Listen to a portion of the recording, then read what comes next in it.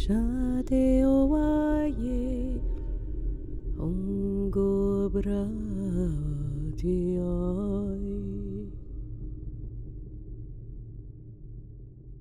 Welcome back, everyone. Today we're going to dive into some pretty wild ideas. We're talking astral entities and this idea that they can like actually attach themselves to us. Have you ever had that feeling like something unseen is kind of messing with your thoughts, maybe your emotions? It's a bit spooky, right?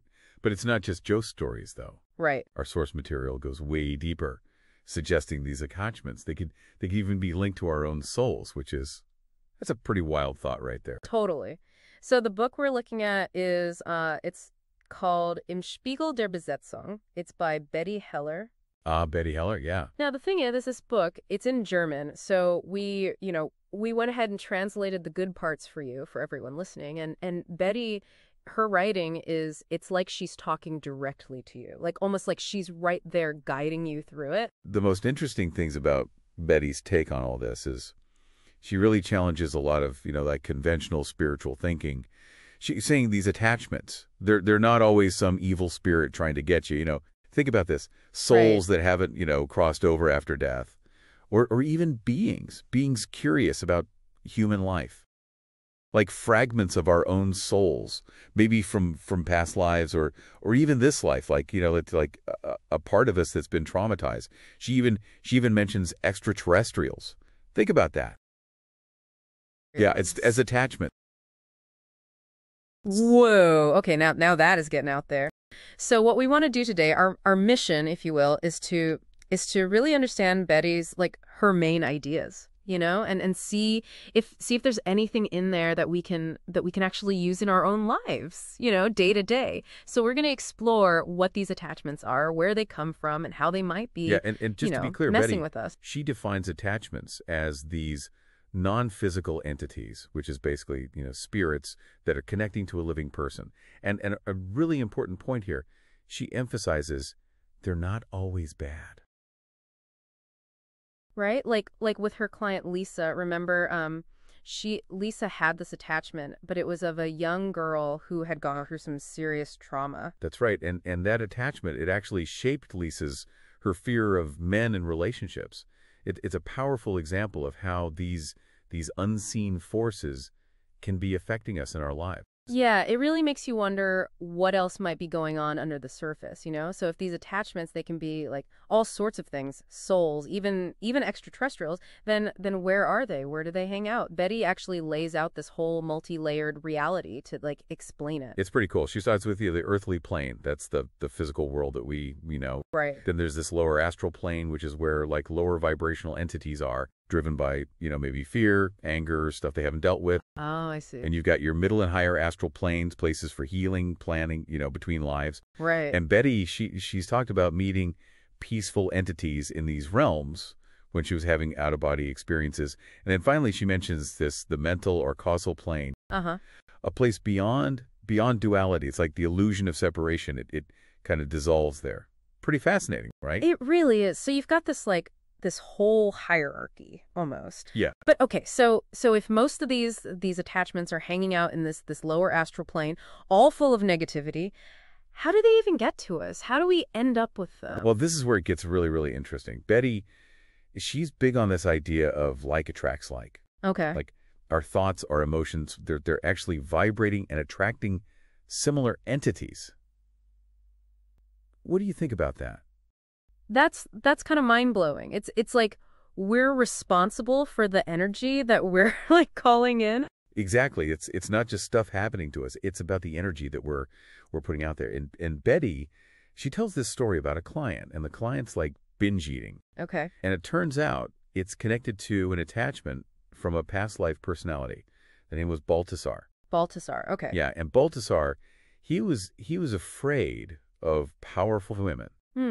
And somehow this fear, it manifested as binge eating in the client's present life. So it makes you think, if that's true, what are we all attracting with our own thoughts and feelings, right? It's kind of scary, but also, I don't know, empowering in a way, right? Scary because we might be inviting stuff in that we don't want, but also like we have more control than we think, maybe. Exactly. And this brings us to Betty's ideas about protection, which, they might surprise you. She doesn't think we need to be constantly shielding ourselves. Wait, she's saying we don't need protection. That seems, I don't know, that goes against like a lot of what we hear. Why would she think that? Well, she argues that, if we're really truly these emanations of the divine, like a lot of spiritual traditions say, then we already have this power inside us. Okay. And fear, she says, fear, it weakens our what she calls divine sovereignty. Divine sovereignty. It's like by always worrying about protection, we're just making ourselves feel weaker. And that actually makes us like more open to these attachments. Oh, okay. So instead of like trying to keep things out, she's saying we need to build at our own strength, our own like inner power. Exactly. It's about shifting from fear to empowerment. That makes sense, but it's definitely a different way of thinking about it. So how do we do that? How do we cultivate that inner power? Well, she calls it thought hygiene. Okay. It's about being aware of what's going on in our heads and actively changing our thoughts to be more positive. Thought hygiene, huh? So it's like taking responsibility for what's happening inside us. Exactly. Creating a more positive, internal environment. Okay, so how do we do that? What are the steps? Well, that's a great question, and what we'll definitely explore more as we go deeper into Betty's, fascinating work. Okay, so we've been talking about this thought hygiene thing and how it can like help us create the positive environment inside ourselves. Mm-hmm. But I'm still not totally clear. What can we actually do? What are some steps? It's interesting you say that because Betty, she actually spends a good chunk of the book talking about what this thought hygiene looks like, Yeah. so practically. Okay, so what does she say? Well, she starts with awareness, like really becoming aware of our thoughts. Okay. Just noticing them, not judging them, just kind of seeing what's running through our heads. So it's kind of like that mindfulness stuff. Like instead of getting all caught up in the thoughts, we're just watching them. Exactly. Yeah. And once we're more aware, then we got to start questioning them. Okay. Like, is this thought helpful? Is it even true, or is it just something I believe, or did it come from? Is it really mine, or could it be, coming from somewhere else? Wow, that's kind of deep. So we could be mistaking an attachment's thoughts for our own. Exactly. Yeah. Like maybe you're feeling anxious or down, and you think it's you, but maybe it's an entity feeding you those feelings. Okay, that's a little creepy. Right. Okay, so we're paying attention, we're questioning what's next. What else do you do? Well, then she said we got to actively shift those thoughts. Turn them into something positive. Okay. Because our thoughts, they really do create our reality. And if we choose to focus on the good stuff, we can start to attract more good stuff. So it's like retraining our brains, right? Exactly. Like focusing on the good instead of the bad. But what if we have those really deep negative beliefs, the ones that are like stuck? How do we deal with those? Well, she suggests a few things. One is this thing called cognitive reframing. It's about identifying those negative thought patterns and then challenging them. Oh, so like instead of saying I'm not good enough, you'd say I'm learning and growing or something like that. Exactly, yeah.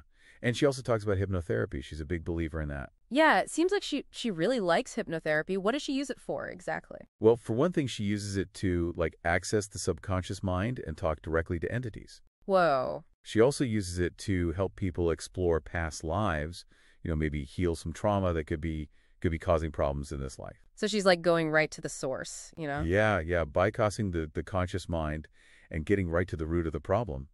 And it's not just about sitting back and letting it happen to you either. Oh, okay. She's really big on participating in your own healing, taking ownership of your spiritual journey, connecting with your inner guidance. Yeah, that makes sense. Like it's about becoming empowered, right? Exactly. Not just relying on someone else to fix you. Exactly. Yeah. And this idea of inner power, it ties in with another thing she talks about, this divine sovereignty thing. Oh, yeah. We touched on that before. Remind me what that is again? So basically, she believes that, we're all part of the divine, and that means we have this inherent power, Okay. this authority over our own lives. Okay, but then why do we experience so much suffering? Why do we feel so powerless sometimes? Well, she would say it's because we've forgotten who we truly are. We've bought into this illusion of separation. We've given our power away to outside forces. So reclaiming our divine sovereignty, it's like remembering who we are. Yeah, It's about stepping into that power that she says we already have. that's a great way to put it. Yeah, and she thinks this shift in perspective, it's really important for freeing ourselves from these attachments and creating a better reality for ourselves. Okay, it sounds like a journey, you know? Mhm. A journey of self-discovery and empowerment, but how do we actually do that? How do we reclaim that divine sovereignty? Well, she doesn't like give you a step-by-step guide, but she talks a lot about self-awareness, self-love, and aligning with our highest truth, you know? Okay. She's saying we need to stop looking for protection from outside, and instead we got to tap into that power that's already within us. Yeah. Yeah, that's powerful. And it kind of connects back to that thought hygiene idea, right? Like by taking control of our thoughts, creating a more positive internal state, we're strengthening our connection to that inner power. Exactly. It's all connected. Our thoughts create our reality, and by choosing thoughts that empower us, that align with our truth, we can create a reality that's more harmonious, more fulfilling.